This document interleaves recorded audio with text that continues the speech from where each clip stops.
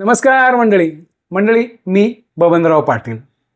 Flying moments Nitin Tendulkar हे आपल्या YouTube चॅनलमध्ये मी सर्वांचं मनपूर्वक स्वागत करतो. मंडळी, तुम्हाला तर माहिती की सध्या नितीन दादांची उडता उडता ही मालिका सुरू आहे. आपण गेल्या वेळी किस्सा खुर्चीचा ऐकला होता. आपल्या महाराष्ट्राच्या राजकारणामध्ये जरा जरी खुर्ची हल्ली का सगळं पक्ष झालतो, पण विमानामध्ये खुर्ची बदलली तर काय गोंधळ होतो आपण गेल्या वेळी ऐकलं. आता पुढचा नितीन दादा कुठला किस्सा सांगणार आहे तुमच्याप्रमाणे मला देखील उत्सुकता लागली की आता नितीन दादा काय बॉम्ब टाकतोय, काय ऐकवतोय. चला नितीन दादा, बॉल इज युअर कोर्ट. उडता उडतासाठी नेहमीसारखंच आपल्या सर्वांचं स्वागत. आजचा विषय आहे व्यसन. अच्छा, व्यसन म्हटलं जरासं एकदम हे झालं ना. व्यसन म्हटलं की दुष्परिणाम आणि हे सगळं असतं बरोबर आहे. पण ठीक आहे, व्यसन ठीक आहे, पण व्यसनाचा आणि म्हणजे विमानाचा काय संबंध आहे? तीच गोष्ट आहे, व्यसनाचीच गोष्ट आहे. व्यसनाच्या संदर्भात घडलेलीच गोष्ट आहे. आपल्या कविश्रेष्ठ विंदा करंदीकर काय म्हणाले होते माहितीये लघुनिबंधामध्ये? ते म्हणाले की जीवनाच्या गतीशी जुळवून घेण्यासाठी किंवा जो संघर्ष असतो त्यात आपला तोल साधण्यासाठी ते महत्वाचं आहे. तोल जाण्यासाठी नाही, तोल साधण्यासाठी व्यसनाची आवश्यकता असते. आता व्यसन चांगलं पण असतं. पुस्तकाचं व्यसन, कुणाला गाण्याचं व्यसन, चांगली व्यसन आहे. नाणी जमवतात ते चांगली व्यसन आहेत. पण तोल जाणारा म्हणजे दारू पिणं, जुगार खेळणं हे खेळणं, ज्यांनी आयुष्यात तोल जातो अशी व्यसन आहेत.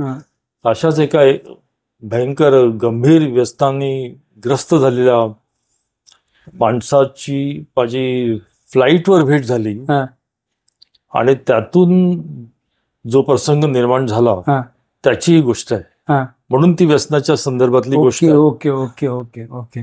तर आम्ही असे फ्रँकफर्टहून दिल्लीला येत होतो. फ्रँकफर्ट हे जर्मनी मधलं एक शहर आहे, मुख्य शहर आहे. फ्रँकफर्ट टू दिल्ली हा साधारणतः 9 तासाचा प्रवास धरूया आपण, 9 ते 10 तासाचा प्रवास. आणि त्यातील 7 तास, पहिली 7 तास हा जो मी मधल्या झोन मध्ये होतो. 3 रो आपण धरूयात, 3 सीटची एक रो, मग 4 सीटची मधली रो आणि मग 3 सीटची ह्या साईडची. तर ह्या साईडच्या रो मध्ये दुसऱ्या रांगेमध्ये खिडकीशी बसलेला एक तरुण होता आणि मी मुख्य झोन मध्ये तिथे होतो, मधल्या झोन मध्ये तिथे होतो. मी बघितलं की त्या फ्लाईट मधील 9 तासापैकी पहिली 7 तास हा जो खिडकीचा प्रवासी होता तो काहीतरी वेगळाच वागत होता. वेगळा म्हणजे तो खाली मान घालून शून्यात बघत होता. आता तो यंग होता. तुला बोरिस बेकर आठवतोय का? हो, आपला टेनिस प्लेअर, विम्बल्डन चॅम्पियन. त्याने 17 महिन्याचं पहिलं टायटल मारलं होतं. ती मी मॅच पाहिली आहे. किती तो हँडसम आणि यंग दिसत होता, तसाच साधारणतः मला भास होत होता त्याचा. क्या बात आहे. आणि असेच ते गोल्डन कलरचे हेअर, लाल तांबडा, जर्मन लोक तसेच लाल तांबडे असतात, तसा तो. त्याचे गोल्डन पापण्या पण अशा ब्लॉन्ड आणि भुव्या पण ब्लॉन्ड असा. पण तो थ्रूआउट मान खाली घासून शून्यात बघत होता. आमच्या मध्ये दरम्यान 2 सर्व्हिसेस पण झाल्या. अच्छा. पण ह्याने काही खाल्लं नाही, पाण्याचा एक थेंब तो प्यायला नाही. दारू तर सोडूनच द्या, कटसी म्हणून आपण फ्लाईटवर ड्रिंक्स थोडस सर्व केलं, तिथेही त्याने डुंकून बघितलं नाही. आणि तो 7 तास मान खाली करून बसला होता. आणि त्यामुळेच मला तो लक्षात राहिला होता, हा असा कसा वागतोय असं. आणि अचानक 7 तासानंतर त्याला हुंका फुटला. अच्छा. म्हणजे आश्चर्य वाटते की इतका वेळ शांत असलेला माणूस पटकन त्याचा हुंका फुटल्यावर सगळेजण बिथरले, काय झालं का एकदम. त्याच्यानंतर तो ओक्साबोक्शी चक्क रडायला लागला. इथपर्यंत सगळं ठीक होतं. ते आजूबाजूचे प्रवासी सुद्धा गोंधळले आणि ते सीट सोडून उठून निघण्याच्या तयारीत होते. आणि त्यानंतर तो चक्क व्हायलंट बनला. म्हणजे त्याच्या हातामध्ये जे काय सापडेल, त्या पिलोज, उषा, नंतर हेड सीट्स किंवा डेमॉन्स्ट्रेशन कार्ड्स वगैरे घेऊन तो चक्क भिरकायला लागला. म्हणजे 7 तासापूर्वीची ही वादळापूरची शांतता होती. वादळापूरची शांतता होती ती. आणि आता वादळ चालू झालं होतं, त्यामुळे ते प्रवासी पळाले तिथून अर्थातच.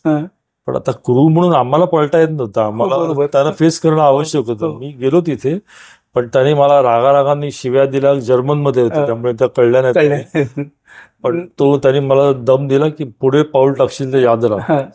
आता ह्याला आम्ही आमच्या भाषेमध्ये अनरुली पॅसेंजर म्हणतो. अच्छा. आता अनरुली पॅसेंजर जनरली कसे असतात की जे ओव्हर ड्रिंक करतात ते अनरुली वागतात. म्हणजे आता दारू पिलं नाही असं तुम्ही सांगितलंय?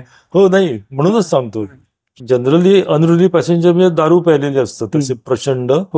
आणि तुला दारू 2 घोट गेले माणूस टायगर होतो. तर त्यामुळे ते लगेच अनरुली होतातच.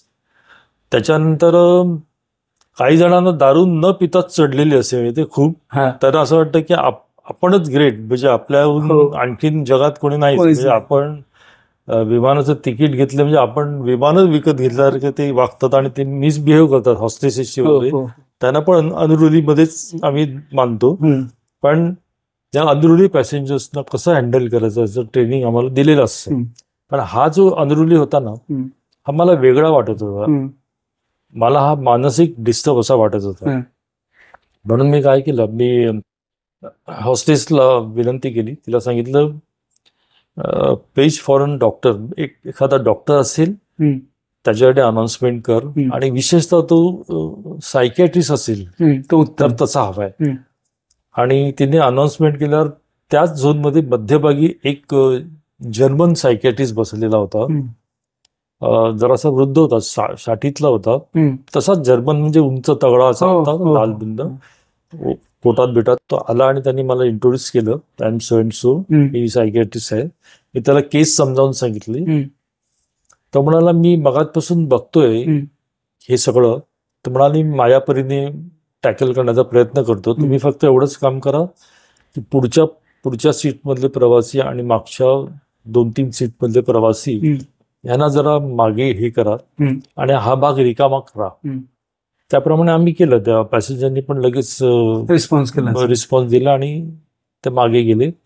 आता तो भाग रिकामा झाला. आता फक्त तो प्रवासी तिथे होता, वाईल्ड झालेला होता तो. आणि डॉक्टर त्या 2 रोच्या मध्ये जी जागा असते ना, त्याला आईल सीट म्हणतो, तिथे उभे राहून काउन्सिलिंग करत होते. म्हणजे शांत आवाजात त्याच्याशी बोलत होते. तो रागाराने त्यांना शिव्या देत होता, हातात येईल ते मारत होता. पण तेही ते चुकवत वगैरे, पण तिथेच उभे राहून शांतपणे त्यांनी त्यांचं संपूर्ण अनुभव पणाला लावलेला होता. आणि त्याच्याशी तितक्याच शांतपणे ते बोलत राहायचे. असा काही वेळ गेल्यानंतर त्यांनी, ते दृश्य बघण्यासारखं होतं. काही वेळ गेल्यानंतर त्यांनी तळव्यात आपलं डोकं धरलं आणि हमसून रडायला लागलं. त्यावर डॉक्टरनी शेवटची सीट घेतली, मधली सीट रिकामी. आणि त्यावेळी मला अगदी जे वाटलं तसंच झालं. त्यांनी काय केलं, चक्क डॉक्टरांचा टाय खेचला आणि आम्ही श्वास रोखला. म्हटलं आता आपलं काहीतरी करणं आवश्यक आहे. पण डॉक्टरांनी आम्हाला हाताने सांगितलं की मी हँडल करतो, तुम्ही येऊ नका. एका अर्थी ते आमच्या पथ्यावरच पडलं. म्हटलं तिथे जाऊन आपण हे कसं करणार, म्हणजे काय करायचं हा गोंधळच होता. पण डॉक्टरांनी त्याला टाय धरू दिला.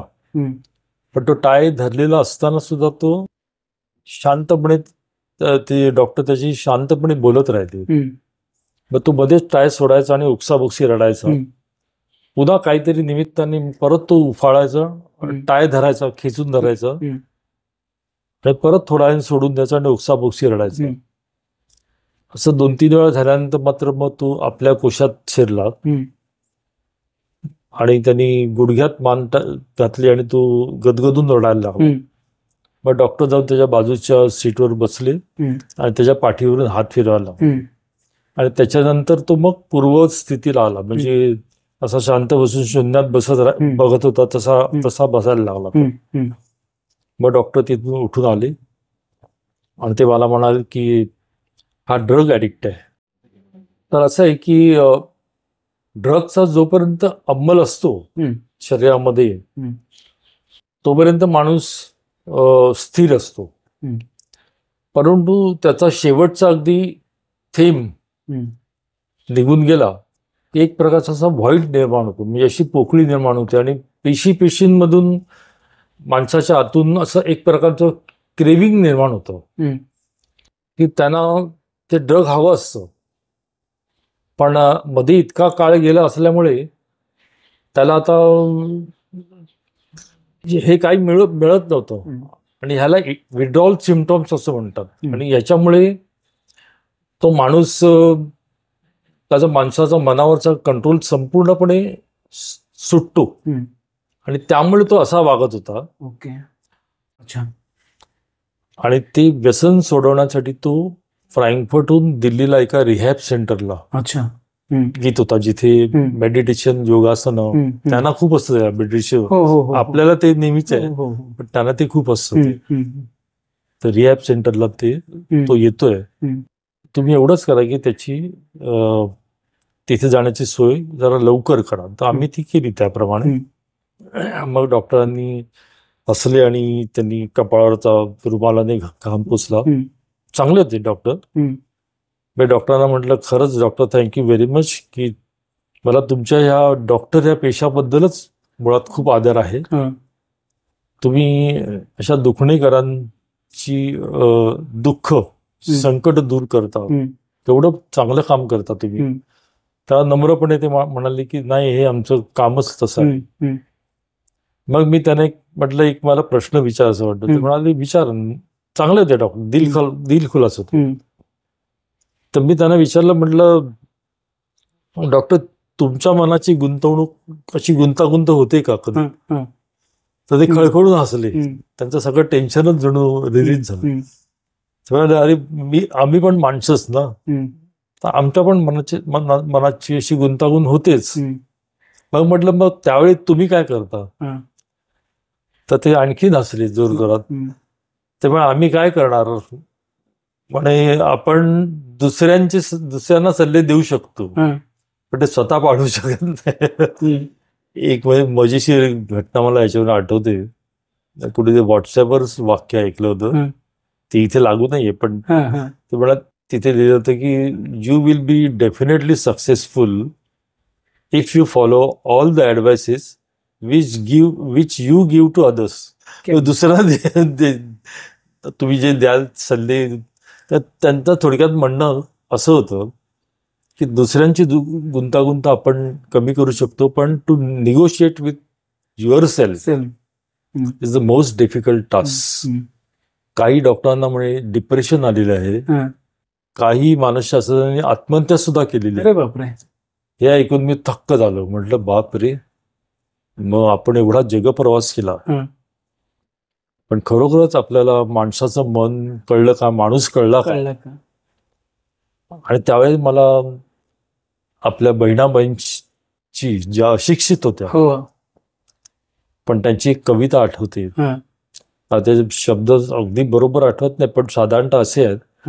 मन वढाय वढाय उभ्या पिकावर ढोर, किती हाकलं त्याला, किती हाकललं ढोराला त्या पिकावर येणाऱ्या, फिरी येतं पिकावर तरी ते पुन्हा. म्हणजे व्यसनाचं पण असंच असते की उद्यापासून मी सोडली करून आपण म्हणतो, पण परत ती वेळ झाली की ते डोक्यात सगळं काहूर माजतच. आणि अशा रीतीने माणूस व्यसनाधीन होतोच तर शेवटी. ती मनाची तशी रचनाच आहे. आणि हे मन कसं आहे, तर मन एवढं जसा खाकसाचा दाणा, खाकसाचा म्हणजे माझ्या मते खसखस असते ना, किंवा असं मोहरीसारखा अतिसूक्ष्म दाणा, म्हणजे मन एवढं अतिसूक्ष्म असं होतं. आणि मन केवढं त्यात आबाळची मावेना मायेना, म्हणजे ते एवढं मोठं पण होऊ शकतं की त्याच्यात आभाळ सुद्धा मावत नाही, इतकं मोठं होऊ शकतं. तर असा हा जो माझा प्रसंग आहे, हा खरोखरच विचार करायला लावणारा असा वेगळाच प्रसंग मला सांगायला मिळाला. तर अर्थातच एक प्रसंग फार छान असतो, दुसरा असा गंभीर असतो, तिसरा आणखीन असेल. असे अनेक प्रसंग आपल्याला ऐकायचे आहेत. तर पुढच्या प्रसंगासाठी आपण पुन्हा भेटू. तोपर्यंत तुमच्या जीवन प्रवासाला आमच्या हार्दिक शुभेच्छा. बॉर्न व्हॉयेज. मंडळी, नितीन दादाने मनाचा किस्सा सांगितला, पण शेवटी काय माहिती का, आपल्या हिंदीमध्ये किंवा मराठीमध्ये एक म्हण आहे की बगल में बच्चा गाव में ढंडोरा. आपल्या समर्थ रामदासांनी मनावर चक्क मनाचे श्लोक 205 श्लोक लिहिले आहेत. ते जरी वाचले आणि ते जरी फॉलो केले तर मला असं वाटतं की जगात कुठे जायला गरज नाही. आपल्या संतांनी भरपूर काय ठेवलंय. ठीक आहे मंडळी, तूर्तदा आम्हा दोघांना इथे तुम्ही अनुज्ञा द्या. पुढे आपण लवकरच भेटू. धन्यवाद.